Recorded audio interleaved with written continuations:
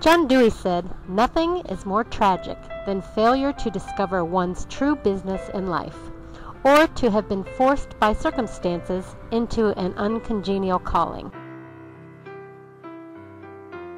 The young man stood only 5 feet 1 inch as a ninth grader, but had a passion for the game.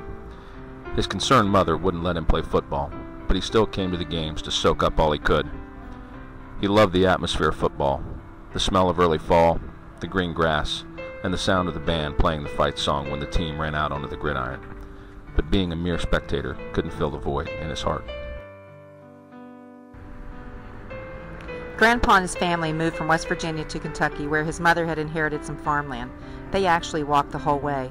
Grandpa wanted to continue his schooling beyond the 8th grade, but his mother insisted he stay behind and work the farm while the other brothers went off to school. They never came back to give him his turn to pursue his dreams. Heather's dreams were slipping away from her. Poor grades kept her from cheerleading and sports, while her home life fell apart. She found herself in the position of having to work at Subway to provide financial support for her mother and 2 pregnant sisters. She was ready to drop out of school. The immigrant student Maria came to the U.S. when she was just 7 years old. Although she had some difficulty learning English at first, she quickly caught up to her classmates by middle school. Her dream was to go to college and become a doctor. Although she was academically ready to advance, her guidance counselor encouraged her to stay in the ESL program, not because of her academic potential, but because he assumed she would not do well outside of ESL.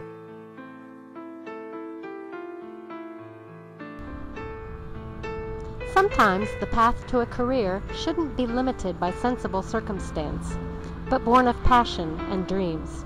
How do you tell a student who loves to sing that it is a risky pursuit, both as a major in college and as a career?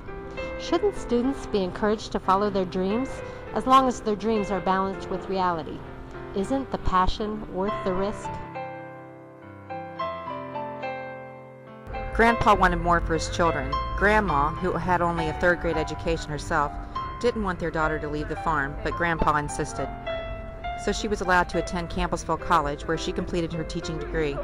Through efforts from her fiancé, who was rumored to run moonshine to pay her tuition, and encouragement from Grandpa, she got to have a choice of her place in life, and made certain her children did as well. Over the next year, the young man grew 5 inches. His mom relented and let him play. The coaches admired his grit, his fire, his joy of the game.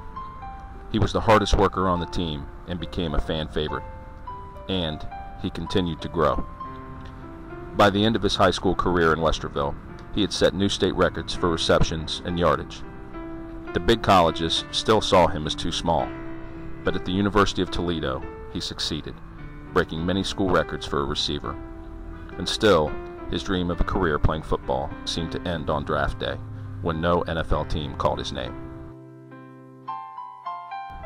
Heather was one of the lucky ones. She had a teacher who cared about her and wanted to help. With tutoring and emotional support, Heather got her grades back up and seemingly will be able to juggle schoolwork, sports, and her job for her senior year. Possibilities have opened for Heather. None of Maria's ESL courses were considered when she applied to colleges. In the end, she had been geared for failure despite her dream of attaining a professional goal. Wasn't she being forced into an uncongenial calling, as Dewey warned? Shouldn't that guidance counselor have helped her look beyond a high school diploma to find her true business in life? It could be said that Grandpa left his dreams to future generations. His daughter, who became a teacher, passed on her love of education to her daughter, who is now a postgraduate student in educational administration at The Ohio State University.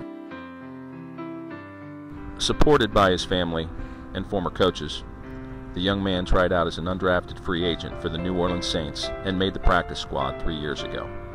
Today, Lance Moore is the returning leading wide receiver on the Saints and one of the top emerging young talents in the league. You never know what determined students like Lance have within them.